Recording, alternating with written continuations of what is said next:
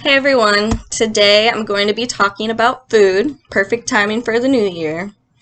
An essential part of overall well-being is diet, being aware of what you're putting in your body and how it affects you. Processed foods are a big one. Things like chips, lunch meat, canned foods, frozen dinners. If they have a long shelf life, odds are they're probably not good for you and they're probably processed. This does not have to be an all or nothing thing. Start small. For example, replacing your lunch meat sandwiches with a kale salad. Plant-based protein is really good for you, and 1 cup of kale actually has 3 grams of protein. And you can add things like walnuts, fruit, chickpeas, avocados. You can get pretty creative. And you don't want to forget about drinks. For me, energy drinks were wreaking havoc on my body and I didn't even realize it. Or I may have been in denial just a little bit. But it was extremely hard to quit for me and I failed many times. It helped to find a healthy replacement. I replaced my monsters with kombucha, which is actually pretty good and makes you feel pretty good too. It's a fermented tea drink with very little caffeine. So I was a little mad at myself that I had been poisoning my body literally every day for years. Another trigger for me was dairy, which caught me by total surprise because I literally ate ice cream every night for as long as I could remember.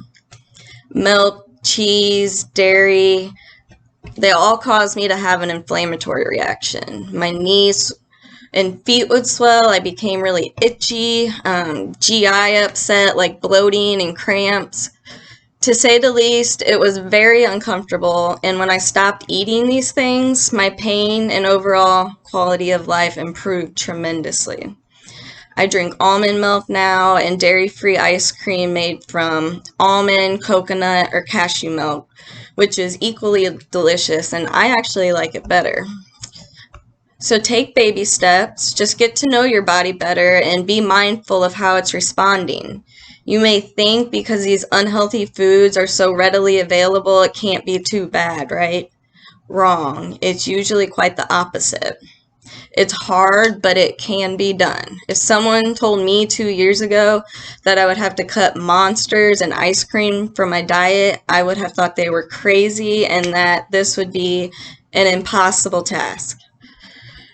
I could talk for hours on the subject of nutrition, good and bad foods, but for right now, I'm going to focus on gluten because this can be a major contributor to chronic illness as well as pain.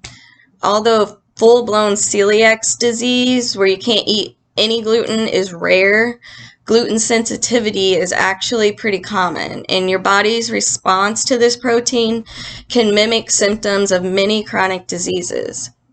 If you are gluten sensitive and ingestion of it inflames your intestines, this can lead to harmful substances being absorbed in your body, sometimes referred to as leaky gut, which through the brain-gut axis can lead to neurological issues such as memory loss, forgetfulness, brain fog. An immune response can occur in those on the spectrum of gluten sensitivity, where the body will make antibodies in response to gluten or other harmful substances absorbed as a result of the gluten. Immune complexes are formed when the antibodies attach to the gluten and deposit in your tissues, which causes different types of pain depending on the location. For example, it could cause pain in your joints, muscles, or even nerve pain. This immune response also requires a lot of energy, which can look like chronic fatigue, for example. Gluten is often associated with bread, right? Wheat, barley, rye, which is true. But it's also in beers, lagers, malt vinegar, salad dressings, mayo, and pretty much all baked foods like cakes and cookies. Things you can eat that are gluten-free are beans, buckwheat, corn, potatoes, and rice, as well as potato flour and rice flour. quinoa and quinoa flour, and distilled alcoholic beverages. A more comprehensive list can be found in the description section under this video if you want to read more on it. So if you've tried everything for pain or other symptoms with little success, decreasing or eliminating gluten is worth a try. And stick with it. You will not be cured overnight. These things take time. If you stick with it, your body will eventually begin to crave the healthy stuff, and you won't even want the bad stuff anymore. So shoot me a message or leave a comment if you have questions about a particular food or food group. I will be more than happy to answer. And I plan to post more videos on the topic of nutrition because it's so important for chronic illness.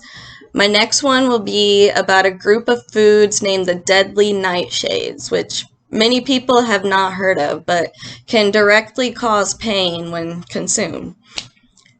If interested, please subscribe and let me know in the comments if there are specific topics you want to learn more about or hear more about. I spent countless hours and days reading and researching, trial and error. I have a background in healthcare, and really just want to save others the time so they can get back to living happily, fully, and holistically. I don't think anyone wants food to stop them from doing this. So I will see you guys next time. Happy New Year.